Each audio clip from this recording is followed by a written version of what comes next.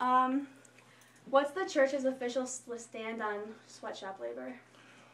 Well, it would be a stand that was established in the 1800s when I think it was uh, Leo the 13th wrote Rerum Novarum, which talked about the dignity of human labor, the necessity of getting a just wage for a day's work, that the conditions had to be humane and also had to conform with the dignity of the person created in the image and the likeness of God, that they had to be paid appropriately and justly for the amount of work they did, that they couldn't be overworked, like, they couldn't work 12, 15 hours a day and this sort of thing.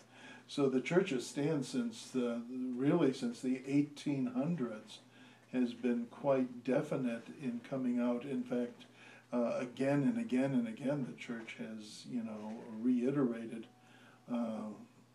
their stand that labor is a necessary part of life, and it should give to life dignity.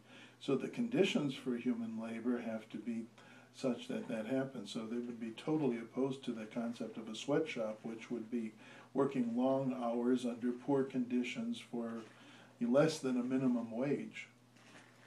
Okay, thanks. Do you think there's ever a case for sweatshop labor in countries that don't have better job offers? I've heard the argument, that if we don't give them 5 cents an hour, they would starve to death. I think that is just ludicrous.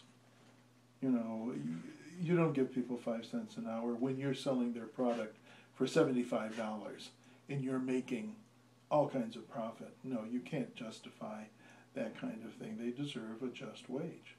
And, and they have to, it should be done. If they're going to use, laborers in countries that are what we would call third world countries, that doesn't mean that you're justified in, taking advantage of the fact that their economy is less than our economy.